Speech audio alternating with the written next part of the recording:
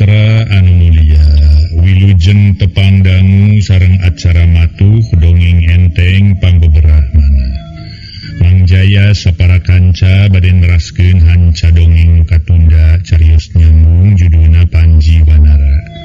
Ieu dongeng para mitra karangan Koswara ayeuna teh nincak bagian ka-37.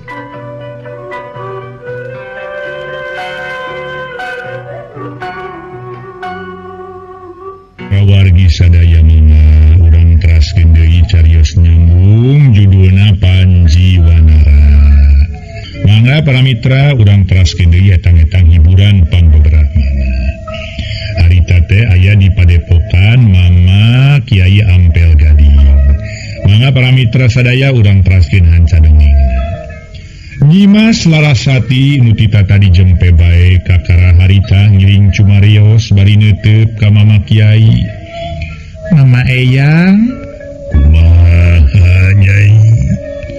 Eta Eyang, nah lalas ge balis di pasihan Cili ku Mama Eyang sapotos kaayaan Kang Haji. Ya tangtu we, atuh geulis tangtu. Ya nuhun Mama Eyang. Nuhun enggak atuh kadiekeun lalas no oyong telang. Sabar heula Nyai, ke antosan sakedap geulis. Aji ge oyong geura pasian we ayeuna Mama Eyang meuni oyong geura ngaraoskeun kumaha engke kaayaan Aji upami atau senampi eta ciri ti Mama Eyang. Sabar heula anan kasep geulis sing sabar. Lantaran jalma atawa manusia nu sabar teh kakasih Allah. Urang sayangikeun heula ke atuh Eyang mereka jero heula. Harita keneh lajeng ngadeg leos atuh Mama kajero cenah harita kalebet bumi teu kantos lami tos ngarong heap deui gek calik dina tilas tadi dipayunana ku Raden Aji kalih Nyimas Larasati. Malah mah atuh Eyang anu katelah Eyang Ampel Gading calikna ge para wargi sadaya nyaeta dina kulit maung. Baheula caritana aya mau ngadon paeh ka eta patempatan kulitna disisit ari awakna harita diruang. Sabada cali kalayan tumanina lajeng Mama Kiai Ampel Gading ngaluarkeun dua barang tina asakuna. Tetela dua jarum herang ngagenclang jarum emas anu gedena meh sarua jeung jarum biasa ngan warnana we nu beda dan nu ieu mah koneng herang jeung ngagenclang. Muni herang geuning Eyang, ceuk Raden Aji. Muhunna meni ngagenclang Eyang. Nya, pokona mah ieu jarum emas teh atuh ku Eyang baris ditempelkeun dina tarang hidup masing-masing. Lamun geus nempel baris katingali engke aya cahaya ngagenclang palebah tarang hidup. Nyaku jalan kitu mangka hidup baris bisa dibedakeun jeung sato-sato sejena. Nya kitu deui Ki Jagra jeung Ki Badra moal bisa kasamaran tinga moal bisa kabobodo tenyo anaki. Sok kahareup urang pasangkeun ye isim susuk teh. Ayeuna keneh Raden Aji heula nu ngadeuketan ka Eyang. Mangga Mama Eyang, Raden Aji nyamperkeun calikna ayeuna mah anu meh paantel sareng salira Mama Kiai Ampel Gading. Barang geus mando teu caket pisan sareng Mama Kiai Raden Aji Pok tumaros. Ayeuna bade dipasangkeun dina tarang Aji teh Mama Eyang. Moal nyeri kitu Mama Eyang? Moal, insyaallah moal. Nu aya mangareunah we nu aya Raden.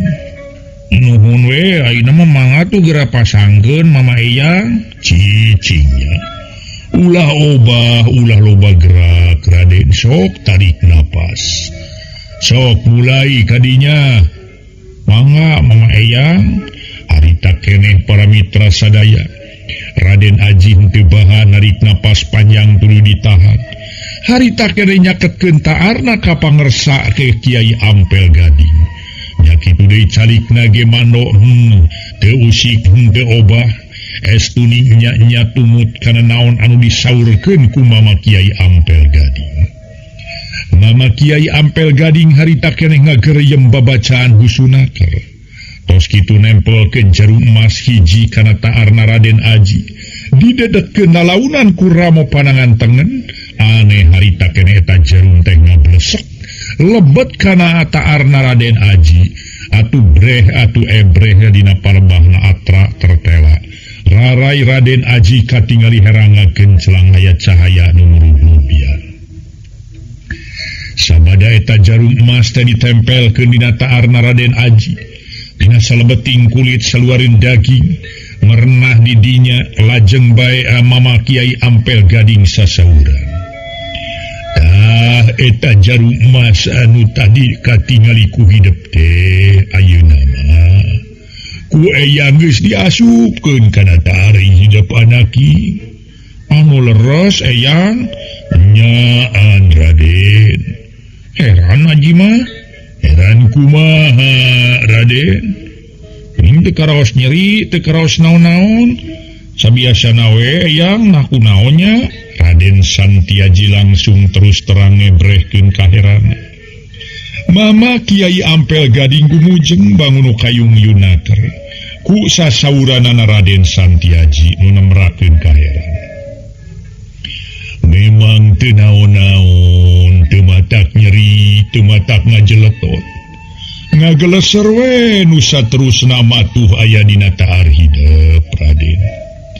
Nyanuhun ari teu karasa naon-naon mah eta tandana pamaksudan jeung pagawean Mama pagawean eyang aya dina kalancaran Raden.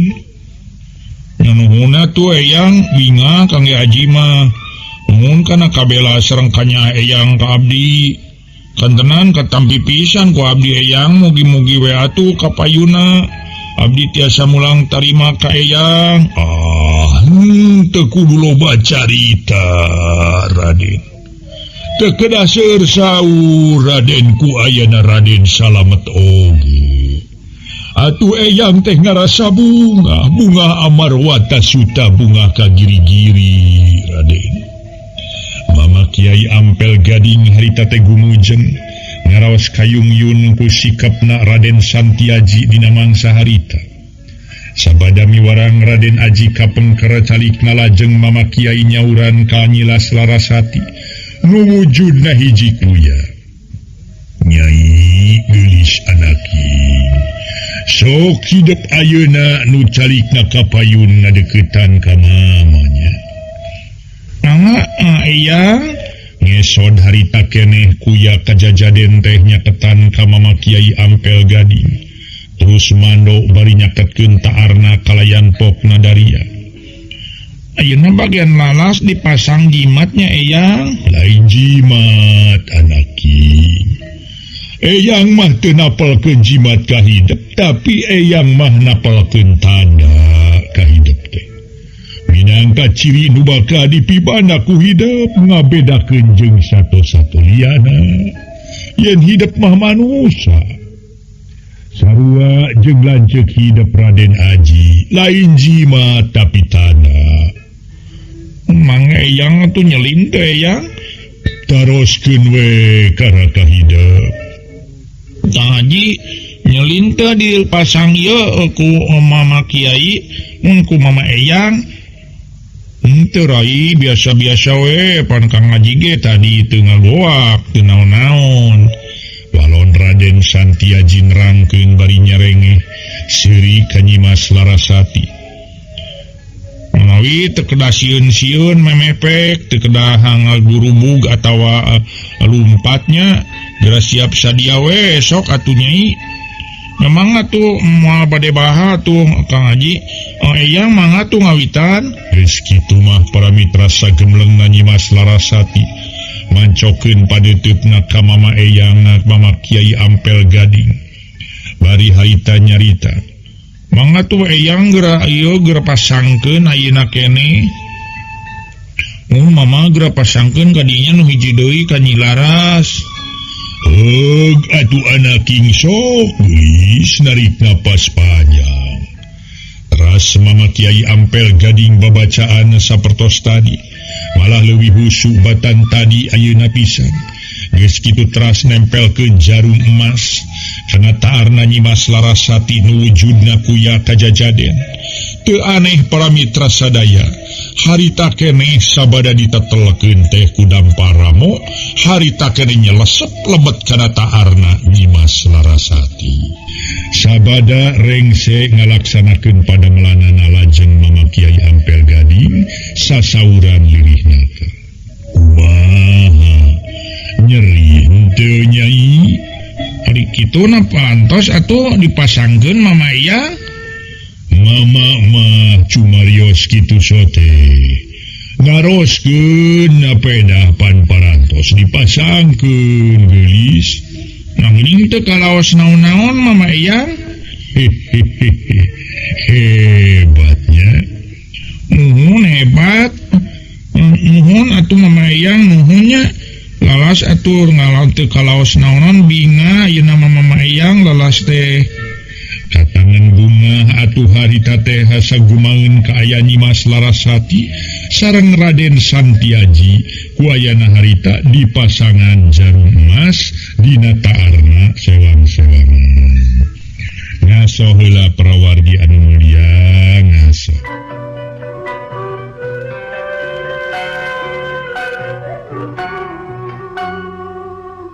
Parawargi anu mulia nu sami-sami ngadangukeun irung.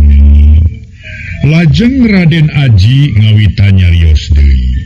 Salajengna kumaha pilampaheun Aji teh Eyang? Ayeuna mah urang nungguan daratangna Ki Jagra jeung Ki Badra anaki.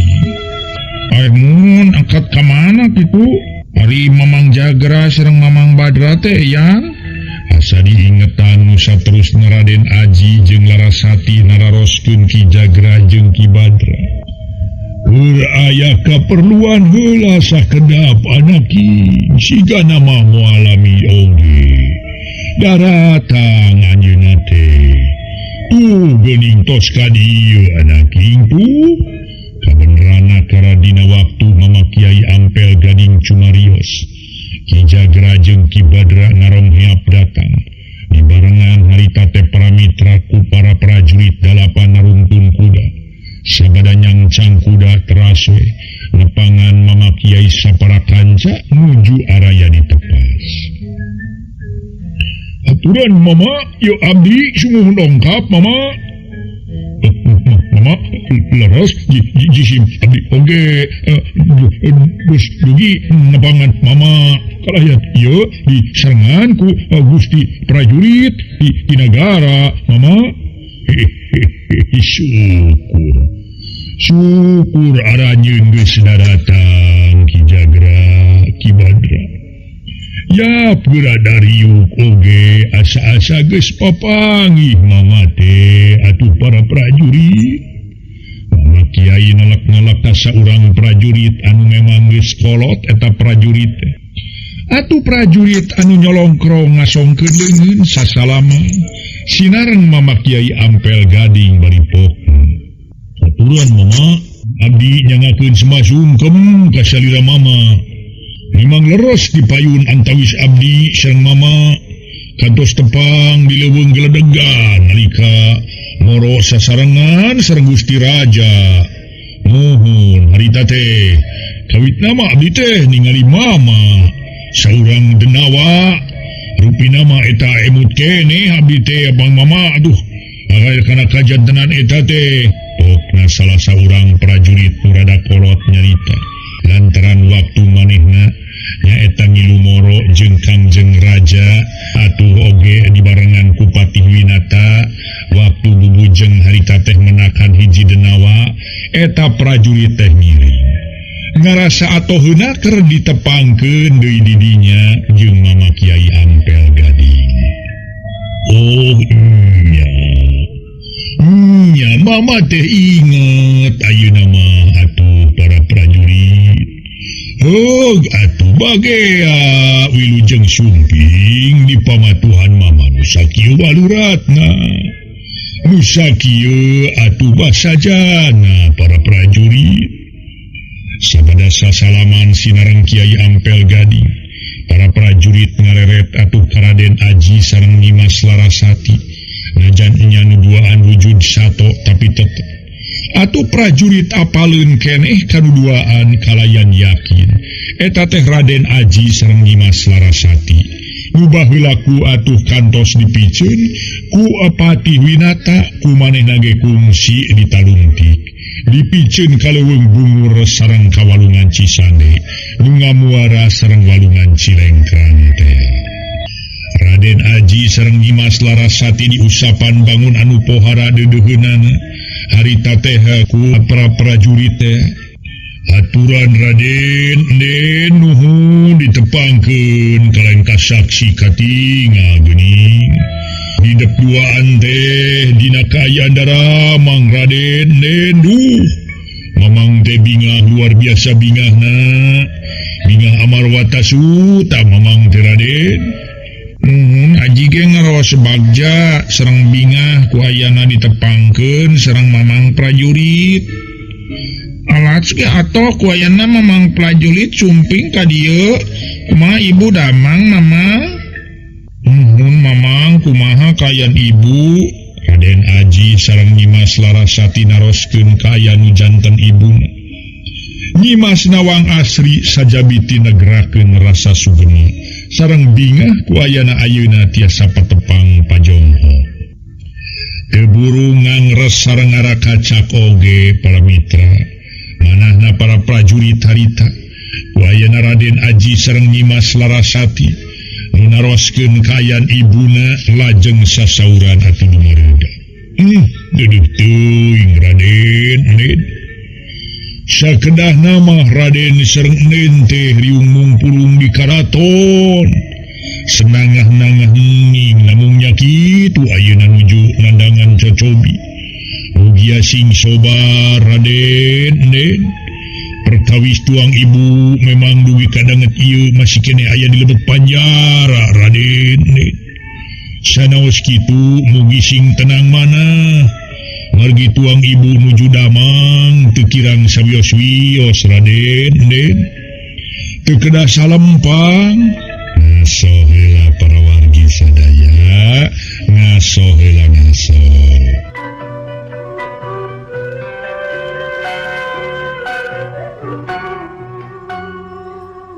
Sabada menang katerangan ti prajurit atuh menahan atuh ibuna Raden Santiaji tuluy cumirios. Nuhunna diwartosan Mamang prajurit. Muga-muga kapayuna mah abdi tiasa nulungan ka Ibu Mamang prajurit.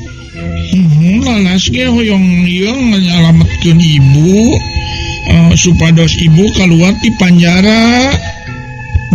Didoakeun ku Mamang mugi-mugi we pamaksanan hidup teh sing tina kanan. Nya kitu Mamang oge bari melaan satekah pola ka Raden sareng ka Den. Mangga atuh kanggo ngalaksanakeun sakur pamaksanan hidup duaan. Kitu Raden Den. Mamang 8 prajurit ayeuna parantos emut yen geuning kalakuan Mamang anu awon kapengker teh teu tiasa diteraskeun. Mamang teh hoyong babalik pikir we manawi katampi ku Den sareng Raden. Muhun Mamang sateueu cenah ge nya Mamang. Lalas ge meuni sono ka Ibu Mamang hanya kala ayeuna patebi. Nyimas Larasati dumareuda sajeroning nyarios. Palih dinya nama kamaklum ku Mamang oge Raden oge Den. Mung sakali deui we mugi sing sobar. Sagarupi perkawis oge maryogikeun waktos kangge ngalaksanakeunana Raden. para prajurit ngupahan Raden Aji sareng Den Larasati sangka nuduaan teu muluwut teuing teu ngaraos bingung teuing. Kumaha witanana pangna apa-apa pang prajurit tiasa sasarengan sinareng Mamang Jagra kalih Mamang Badra. Raden Santiaji naroskeun asal muasal nakib prajurit tiasa tepung jeung Ki Jagra katut Ki Badra. Prajurit harita nu pangkolotna teh atuh ngagambarkeun eta kajadian. Kieu lalakonna Raden, mangga geura dangukeun ku Radenya. Geus kitu matuh parabat atuhara prajurit nerangkeun kajadian anu tumiba dina waktu tadi. Basa manehna gelut jeung Patih Kunjaya dibantuan ku Ki Jagra jeung Ki Badra nepi ka tungtung Patih Kunjaya ngadadak leungit tanpa lebih ilang tanpa karana disamer ku angin goib nu saterusna diajak ku nuduaan wepangan ka Mama Kiai Ampel Gading. Tah kitu lalakon Mamang teh Raden atuh hartosna mah teu nyalahan tetelanaker geuninganan nya bae yen Raden Aji kali Nen Larasati teh aya di dieu. Mamang teh ngaraos bingah atuh. Saterasna harita prajurit atuh ngageser nyaketan ka Mama Kiai Ampel Gading bari terasa sauran darianaker. Mama salajengna Sim Abdi kantenan nganuhunkeunana ka pangersa Mama Kiai wileh parantos kersa ngarawatan Raden Aji sareng Nen Larasati kaulanu. Lamun nahayu Raden Aji sareng Nen Larasati teh tiasa didamangkeun deui atanapi moal tiasa Mama. Ari bisa mayakin bisa atuh prajurit. Ngan rada susah kalayan mibutuh waktu nu rada lila kalayan kasabaran. Najan kitu muga-muga bae aya ridho tinu Gusti nu Maha Kawasa. Mama bisa ngubaranana bisa narekahanana prajurit. Mugi-mugi we atuh Mama. Umi emut ka ieu Patih Kunjaya abdi teh yakin yen manehna sareng Den Nawang Asih nu parantos ngalantarankeun Raden Aji sareng Nimas Larasati jadi sato teh nu akhirna dipiceun Haji Sim Abdi mah ngalaksanakeun tugas nya kitu ibuna. Oh ayeuna teh apanan aya di panjara Mama. Mung abdi ngaraos panasaran Mama. Naon ngalantarankeun anjeun ngarasa panasaran teh prajurit. Mama Kiai netep sekeutna ka prajurit teh. Eta Mama perkawisi Kunjaya Mama. Kumaha kitu? Manehana disiksa kuduaan buktosna ku Mamang Jagra sareng ku Mamang Badra. Ujug-ujug gelas we leungit disamer ku angin gede. Nu datangna dadak-dadakan aker Mama. Saha atuh anu nyanakna atanapi nulunganna teh Mama? Abdi mangaros poekeun pisan atuh Mama. Kitu kutan teh prajurit. Red Ki Jagra jeung Ki Badra lajeng Mama Kiai Ampel Gading tumaros kaduaan. Naha nya kitu kaayaanana jeung kajadianana nu tumiba ka Patih Kunjaya teh Jagra oge Badra. Leres pisan Mama. Leres Mama. Jadi kitunya. Mama Kiai Ampel Gading mangut sababaraha kali harita teh parwargi ngaso heula ngaso.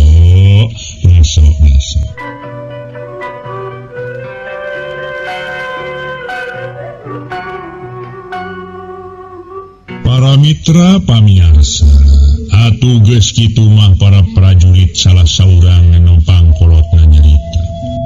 Mawi Mama Sim Abdi mah atuh ayeuna parantos tepang ningali Enden sareng Aden.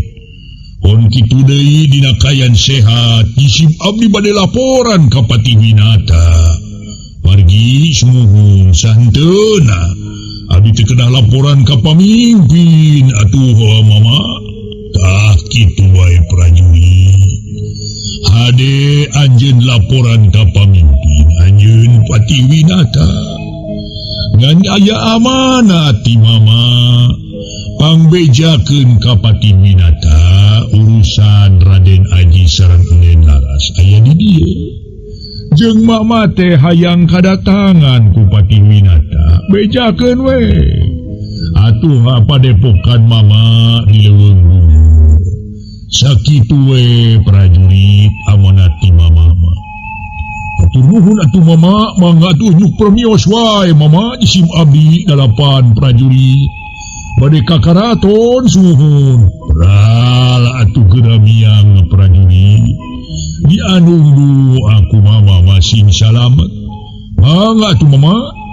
Harita keneh beral wae para prajurit nu 8 niang balik ka karaton. Para mitra anu mulia aya paribasa jauh teu burung culuk angang teu burung datang. Komo kitu narumpah kuda bari ditegarkeun ti leuweung bungur ka karaton teh memang rada lila oge di perjalanan. Lantaran kaayana rumpil di perjalanan, sedang kuda atuh memang kuda geus dilatih, nu 8 kuda teh memang garagah naker. Tadi jadi sebatkeun jauh teu burung cunuk angang teu burung datang. Malah harita geus nepi ka karaton, teu disaurkeun teu digamarkeun atuh urusan laporanana, diwartoskeun parantos laporane para wargi sadaya. Patiwinata meunang katerangan sacara sajelas-jelasna ti mimiti tarung jeung Patih Kunjaya 8 prajurit teh. Oge waktu kadatangan Ki Badra jeung Ki Jagra, malah geus beunang eta Patih Kunjaya beunang dilumpuhkeun ku Ki Badra jeung Ki Jagra. Ngan harita aya angin anu ngalebat mawa kieu Patih Kunjaya.